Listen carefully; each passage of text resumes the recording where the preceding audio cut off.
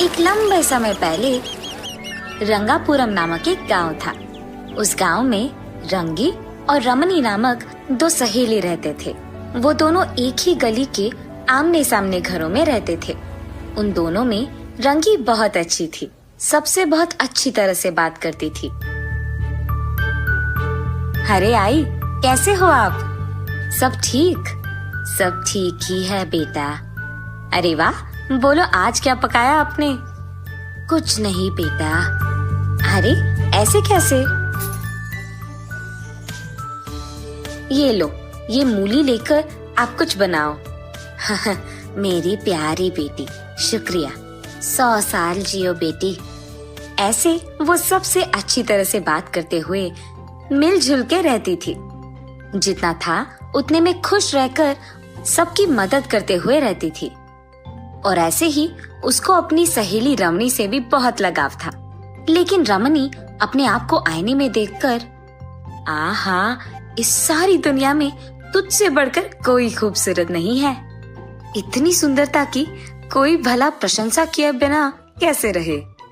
तुम्हारी सुंदरता और चतुराई के आगे कोई खड़ा नहीं रह सकता। रमणी हमेशा उसकी सुंदरता और चतुराई के बारे में सोचते हुए बहुत गर्व महसूस करती थी और उसी अहंकार से, हाँ, मेरे पास इतने पैसे और सुंदरता है, इसीलिए उस रंगी जैसे लड़कियां भी मेरे ही साथ दोस्ती करती है, वरना इस रंगी से मैं कब बात करती। हाँ, ऐसे सोचते हुए वो उसके घर के अंदर चली जाती है।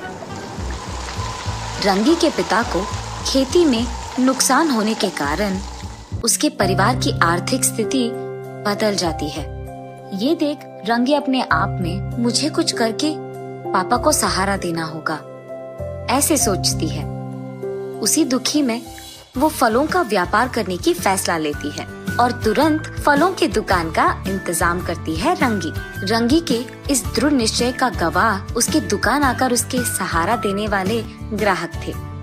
उस गांव के सारे लोग रंगी के पास ताजा फल खरीदते थे। खुशी के मारे रंगी अपने आप में, अगर मेरा व्यापार ऐसे ही कुछ और दिन चलते रहा तो मैं अपने पिता का सहायता कर पाऊंगी और हमारे सारे दुख दूर हो जाएंगे। और ऐसे रंगी की आर्थिक स्थिति बढ़ने लगती है और गांव वाले भी रंगी की अच्छाई के बारे में बात करने लगते हैं। रमणी गुस्से में, हाँ, ये रंगी यहाँ दुकान लगाकर सबको उसके जाल में फंसा रही है। अगर गांव के सारे लोग इसी की प्रशंसा करेंगे तो मेरा कौन करेगा? इसके दुकान को बंद ही करवाना होगा। जा जाकर ये मेरे ही घर के सामने दुकान लगाई है, अब इन सबको मेरी तरफ कैसे लाऊं? इसी फलों की दुकान के कारण ही ना ये सबको अपने जाल में लगाई है। अब मैं भी एक फलों का दुकान खोलूंगी। अब जरा मैं भी देखूं कि कौन उसके दुकान जाएगा।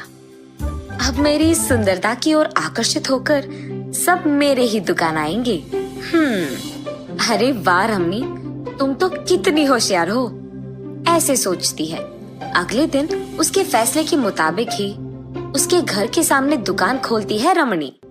पहले से ही अमीर होने के कारण वो शहर से बहुत अलग तरीके के और अन्य प्रकार के फलों को वितरण करवा के दुकान में बेचने लगती है।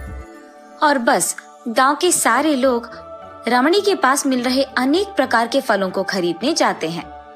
रमणी, तुम्हारी सुंदरता की तो तुलना नहीं है। तुम्हारे कारण ये फलों का दुकान भी सुंदर दिखने लग रहा है और तो और ये होशियार भी है, इसीलिए इतने प्रकार के फलों को यहाँ ले आई है। इस फलों के बीच में तोते की तरह प्यारी लग रही हो बेटी, मेरा ही नजर लगने वाला है तुझे।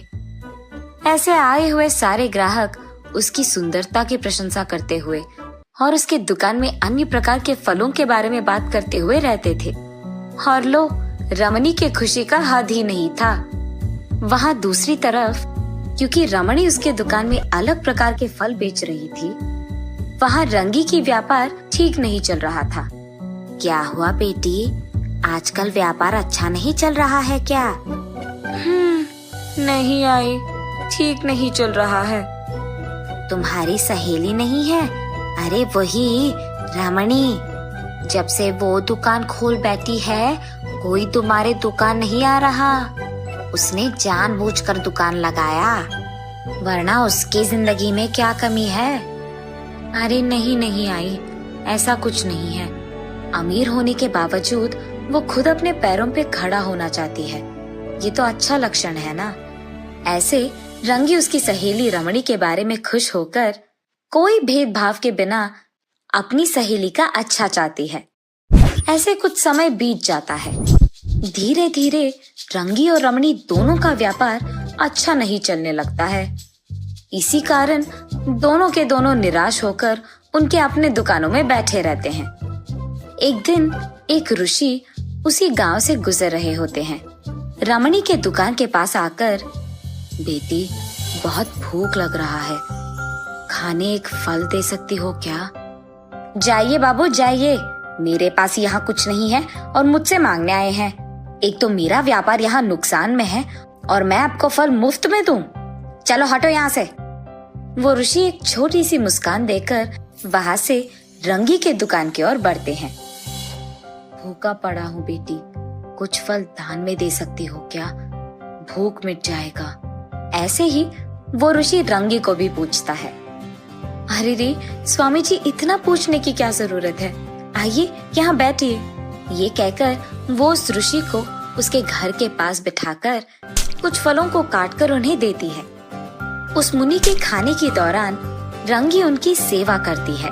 उनके खाने के बाद वो मुनि वहाँ से चल बसते हैं। खुश रहो बेटी, ये कहकर एक छोटी मुस्कान देकर उनके पास मौजूद पवित्र जल को रंगी के दुकान में मौजूद फलों पे डालकर वहाँ से चले जाते हैं और रंगी उनको नमस्कार करती है। पीछे मुड़ते ही उसके दुकान में अलग प्रकार के बहुत सारे फल देख रंगी आश्चर्यचकित हो जाती है। कुछ देर बाद, रंगी, आज मेरे घर में बहुत सारे मेहमान आए बेटी और खाने के लिए फल चाहिए। तुम्हारे पास मौजूद सारे फलों को मेरे गाड़ी में लगाओ। ये सुनकर रंगी बहुत खुश होती है। शायद मेरी सुनकर वो भगवान ही ऋषि के अवतार में आकर मेरी सहायता कर रहे हैं। ये कहकर वो आसमान की ओर देखकर भगवान की शुक्रिया अदा करती है। रंगी के अगले दिन उठने से पहले ही खाली पड़े फलों के बक्सों में फल भरे रहते हैं। ये देख रंगी को समझ में ही नहीं आता कि वो सपना है या सच। कुछ ही दिनों में रंगी का व्यापार बहुत लाभ पाता है। तब से हर रोज सुबह रंगी के उठने से पहले ही फलों के सारे बक्सों में फल भरे रहते हैं और बस कुछ ही दिनों में रंगी अमीर बन जाती है। ये सब देख रमणी, ये सब रंगी ने कैसे किया, ये सोच वो दंग रह जाती है। रंगी के पास जाकर, क्या हुआ रंगी, अचानक तुम्हारा व्यापार इतना अच्छा चलने लगा? और बस जो कुछ भी हुआ रंगी उसे बताती है। अरे रे, अगर मैं उसी दिन उस ऋषि को फल दान में दे देती तो शायद मुझे ये सब मिलता। मैंने ये मौका खो दिया। ऐसे अपने आप में वो निराश होती है और उसी दुख में वो अपने घर चले जाती है। अब उस रंगी का किस्मत अगर मुझे हासिल करना है तो उसकी दुकान में मौजूद टोकरी को मुझे चुराना होगा। ये फैसला करके रमणी रात के समय में रंगी के दुकान जाकर उसकी टोकरियों को चुराती है। उन टोकरियों को घर ले आने के बाद रमणी उन टोकरियों के भरने का इंतजार करती है। रात सुबह में बदल जाती है लेकिन वो टोकरी सारे खाली के खाली रहते हैं। हाय भगवान, मेरी टोकरी कहाँ गए? कहीं नजर नहीं आ रहे। क्या हुआ होगा? रंगी ऐसे अपने टोकरियों को ढूंढते ढूंढते रमणी के दुकान की ओर बढ़ती है। वहाँ उसे फलों की टोकरियों के साथ दुखी बैठी रमणी दिखाई देती है और बस रंगी को सब समझ में आता है। रंगी को देख रमणी निराश होते हुए उसके पास जाकर, मैंने बहुत बड़ी गलती किया है, मुझे माफ करो। घमंड और जलन के कारण ही मैंने ये सब किया है। अपनी गलती मानने के लिए भी हिम्मत की जरूरत होती है रमणी, और तुम बहुत हिम्मत वाली हो। रमणी को ये कहकर रंगी अपने टोकरियों को लेकर उसके घर चले जाती है। माफ करने वाले महान हैं। ऐसे रमणी रंगी के बारे में अपने मन में सोचती है। ऐसे सहेलियां दोनों एक दूसरे को अच्छी तरह समझकर अपने खुद के व्यापार करने लगते हैं।